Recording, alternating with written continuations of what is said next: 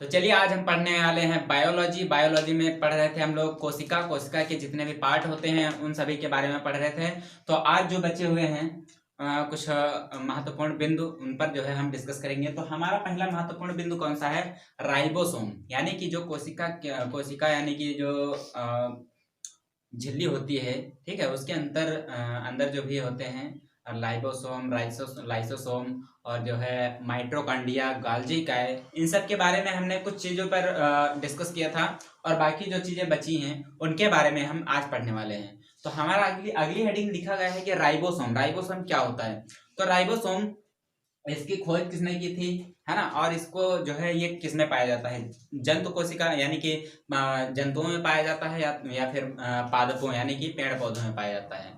तो यहाँ पर जो है अगर बात की जाए राइबोसोम, तो ये जो है दोनों में पाया जाता है, यानी कि पादपों में और जंतुओं में दोनों में पाया जाने वाला क्या है? राइबोसोम है। अच्छा, इसकी खोज किसने की थी? अगर मैं बात करूं जंतुओं में, जंतुओं में राइबोसोम की खोज किसने की थी? तो वो एक वैज्ञानिक थे, उनका नाम था जी ई पायलट, है ना? जी पायलट। इन्होंने जो है जंतुओं में राइबोसोम की खोज की थी। किस सन में की थी? क्वेश्चन पूछा जा सकता है कि जो है जंतुओं में जो है राइबोसोम की खोज किसने की थी और किस सन में की थी? तो जंतुओं में जो है राइबोसोम की खोज जी पायलट ने की थी। किस सन में की थी? तो 1955 ईस्वी में की थी। इतना क्लियर है?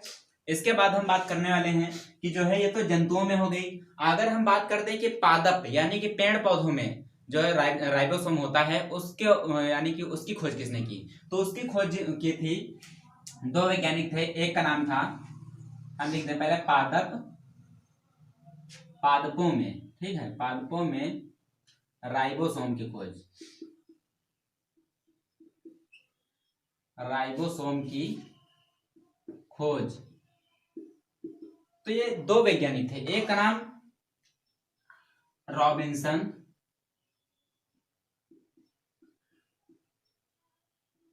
और दूसरे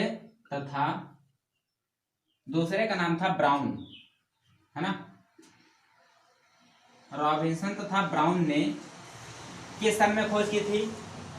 तो वो की थी 1953 ईस्वी में। इतना समझ में आ गया कि जो है अगर बात की जाए राइबोसोम की, कि मतलब जंतुओं में राइबोसोम की खोज किसने की और किस सन में की? तो राइबोसोम की जो है जंतुओं में खोज किसने की थी? जे पायलट ने। और किस सन में की थी? 1955 में। क्लियर है इतना? और उसके बाद अगर हम बात करते हैं पौधों में, पेड़ पौधे जो होते हैं छोटे छोटे, इनमें भी राइबोसोम पाया जाता है। तो इसकी खोज किसने की थी? तो वो जो दो वैज्ञानिक थे उनका नाम था रॉबिन्सन और दूसरे कौन थे? ब्राउन। अच्छा, ये भी क्वेश्चन पूछा जा सकता है कि किस सन में की थी? तो 1953 में। क्लियर है? अब इसके बाद हम ये देखेंगे कि जो है इसके जो है कार्य क्या होते हैं, इसको और किस नाम से जाना जाता है। क्लियर है? तो चलिए हम आगे बढ़ते हैं। तो चलिए हम बात करने वाले हैं कि राइबोसोम का यानी कि जो है इसका निर्माण कहाँ होता है और किस प्रकार होता है, किससे किससे होता है, ये हम पढ़ने वाले हैं। तो यहाँ पर राइबोसोम का निर्माण किससे किससे होता है? तो ये आरएनए प्लस प्रोटीन, इन दोनों के मिलने से जो है क्या होता है? राइबोसोम का निर्माण होता है। क्लियर है? अच्छा, आप आरएनए का फुल फॉर्म क्या होता है? काफी बार पूछा जाता है। तो आरएनए को हम क्या कहते हैं? Ribo nucleic acid. ये क्या होता है? आरएनए का फुल फॉर्म होता है ना? और इसके बाद प्रोटीन, इन दोनों को मिलाने के बाद क्या होता है? राइबोसोम का निर्माण होता है ना? राइबोसोम, इसी इन दोनों के मिलने से जो है राइबोसोम का निर्माण होता है। और इसी को हम लोग क्या कहते हैं? बहुत बार क्वेश्चन पूछा जाता है कि जो है प्रोटीन की फैक्ट्री किसे कहते हैं, है ना? तो प्रोटीन, इन दोनों के मिलने के कारण जो है इसको क्या कहते हैं? प्रोटीन की फैक्ट्री। ये जो है राइबोसोम को कहते हैं। कई बार क्वेश्चन में पूछा गया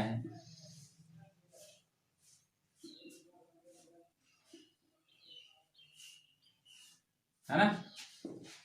क्लियर है। तो ये जो है क्वेश्चन बहुत ही इंपॉर्टेंट है, इसको नोट कर लीजिएगा ये पॉइंट।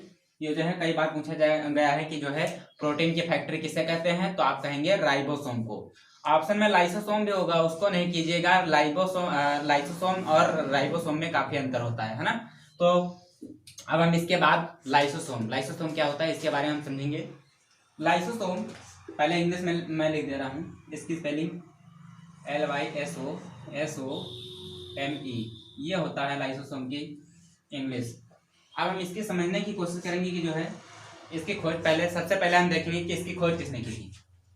तो इसकी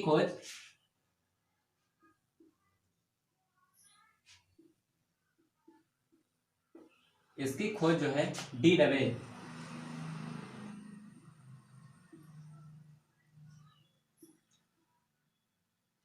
नामक एक वैज्ञानिक थे।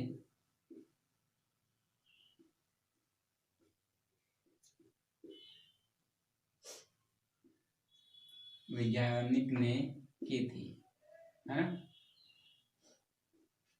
हमने समझा कि जो है लाइसोसोम की खोज किसने की थी, तो डी डबे ने की थी, है ना। अब हम समझेंगे कि इसकी विशेषता क्या होती है लाइसोसोम की। तो लाइसोसोम जानते हो क्या होता है, ये जो है एक सूक्ष्म मतलब छोटी और गोल और इकहरी झिल्ली समझते हैं ना।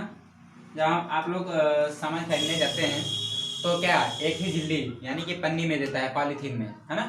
तो आप जब कुछ भारी सामान खरीदते हैं तो जो है आपको डबल पन्नी कर देता है, यानी कि जैसे हम बताए थे कोस का भित्ती कहते हैं, वही जो है। तो इकहरी झिल्ली की होती है इसकी, है ना, दोहरी नहीं, इकहरी झिल्ली। और तथा इसकी अगर आकृत की बात की जाए, आकृत कैसी होती है, थैली देखा है, थैली, है ना, थैली जैसी आकृत होती है,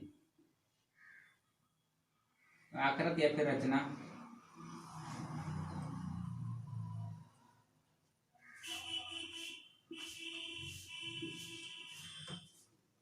समझ गए, इतना क्लियर है। अब इसके बाद हम बात करने वाले हैं कि जो है इसका कार्य क्या होता है। इसका कार्य जानते हो क्या होता है, ये जो है शरीर में जो है बाहरी पदार्थ होते हैं उनका भक्षण करती है ना। तो ये जो है शरीर में जो बाहरी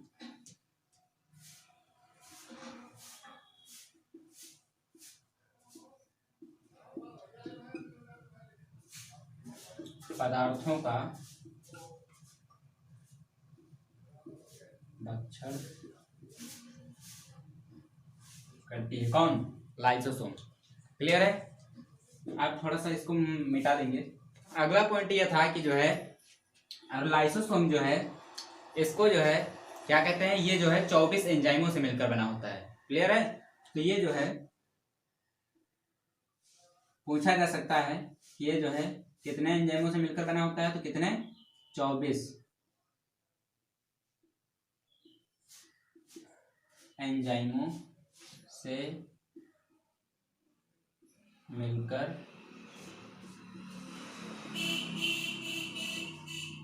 बना होता है ना।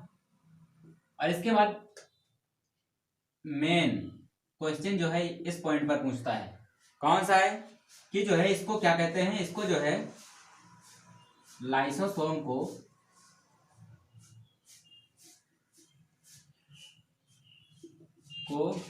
आत्मघाती, है ना, आत्मघाती थैली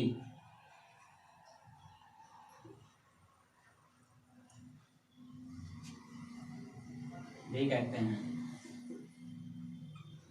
क्लियर है। ये बहुत बार क्वेश्चन पूछा जाता है इस पर कि जो है डीएनए आरएनए की जो है आत्मघाती थैली किसे कहते हैं, तो लाइसोसोम को कहते हैं। क्लियर है। एक लास्ट पॉइंट और है, उसको नोट में लिखिएगा, नोट। वो ये है कि जो स्तनधारी होते हैं, स्तनधारी समझते हैं ना, ठीक है, अच्छे हैं। स्तनधारी अगर नहीं समझ में आता है, नहीं पता है, तो मैं बताता हूँ। स्तनधारी वो होते हैं जो अपने बच्चों को दूध पिलाते हैं और जो है इतना समझ में आ गया। बस इतना जानिए कि स्तनधारी उन्हें कहते हैं जो अपने बच्चों को या फिर दूध पिलाते हैं, है ना, जैसे कि गाय। और सबसे बड़ा स्तनधारी की बात की जाए तो क्या है, ब्लू व्हेल, है ना, वो भी अपने बच्चों को क्या पिलाती है, दूध। क्लियर है। तो यहाँ पर जो है पॉइंट ये था कि स्तनधारियों में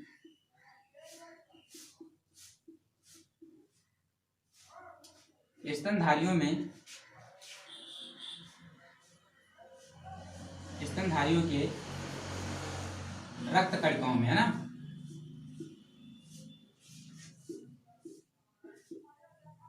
रक्त कणिकाओं में लाइसोसोम नहीं पाया जाता है। ये एक नोट, लाइसोसोम नहीं पाया जाता है।